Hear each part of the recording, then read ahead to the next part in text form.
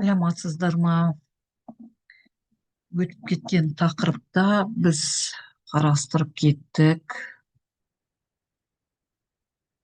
Таулық мұздықтар бедер бойынша орындық кресло тәріздес артқы қабырғасы құламалы немесе тік келген, түбі жайпақ, ойпанды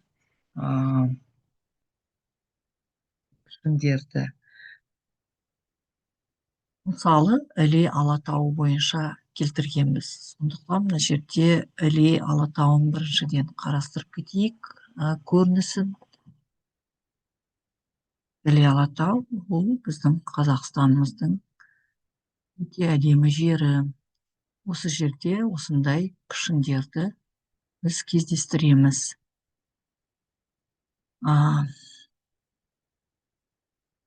Енді мұздықтардың келесі даму сатысы аңғарлық мұздықтардың қалыптасуы. Мұздықтың көлемі ұлғая келе, жаңағы қар деген бедер пішіннің шегіне сыймай, беткейдің енісімен төмен қарай жылжи бастайды. Жылжу жолында мұздық әдетте эрозиялық пішіндерді, көбінесе шатқалдар, сайлар, өзен аңғарларын пайдаланып, оны барған сайын өз салмағымен қопарып кеңейте береді. Мұздықтардың бұзушылық әрекеті әсіресе олар қозғалған кезде орасан зор. Мысалы, қалыңдығы 100 метрдей мұз қабаты жылжығанда оның табанына түсетін қысым мөлшері әрбір текше метрге 92 тоннадай болады екен. Мұздықтардың бұзу әрекеті экзорация, латынша экзорацио жырту деп аталады. Яғни экзорация деген мұздық қозғалысының нәтижесіне оның астында жатқан түпкі тау жыныстары бұзылып, уатылған материалдардың мұздың жиегіне қарай тасымалдануы. Экзорация әрекетінен шатқал немесе аңғар бойымен төмен жылжыған мұздық олардың көлденең қимасын кеңейтіп, астау тәріздес аңғарға айналдырады. Жоғарыда айтып кеткендей, мұндай мұздық аңғарды трог деп атайды, астау деп атайды. Олар арасында астау пішінді, екі жақтары тік, түбі тегіс, план бойынша көбіне түзу бағытта, ұзындығы 10 шақты километрден аспайтын бедердің ерекше бір теріс пішіні.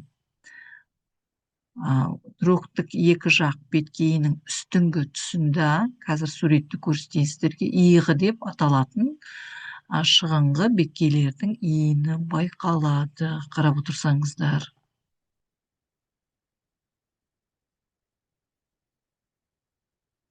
Трогтың көрінісі.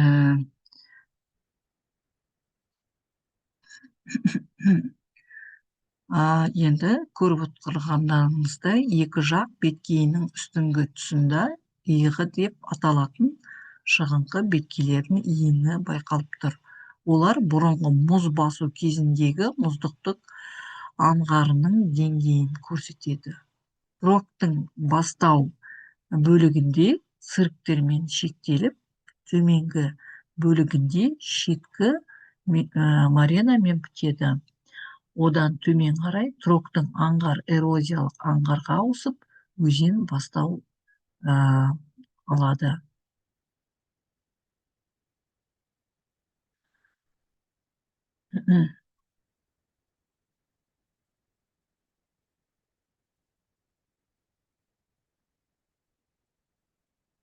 Енді жаңа жоғарыда мен сіздерге айтып кеттім, көлемі ұлғая келе жаңағы қар деген пішіндер, бедер пішіндері шегіне сыймай, олар беткейдің енісімен төмен қарай жылжи бастайды да. Енді осы көріністі суретте қарастырып кетейік та. Міне аңғарлық мұздық. көріп отырғандарыңыздай көлемі ұлғайып тұр да, және қар деген бедер пішіннің шегіне сыймай беткейдің енісімен төмен қарай жылжып отырған. То есть жылжу жолында мұздық әдетте эрозиялық пішіндерді құрайды.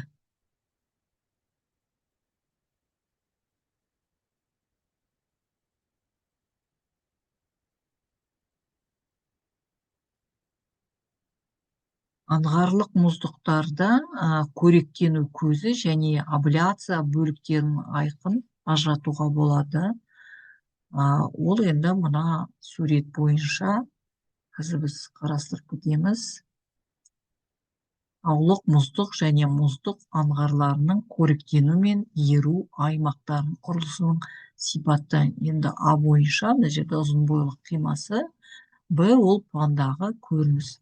Өз Люцио бойынша 1978 жылы осы схеманы көрсеткен.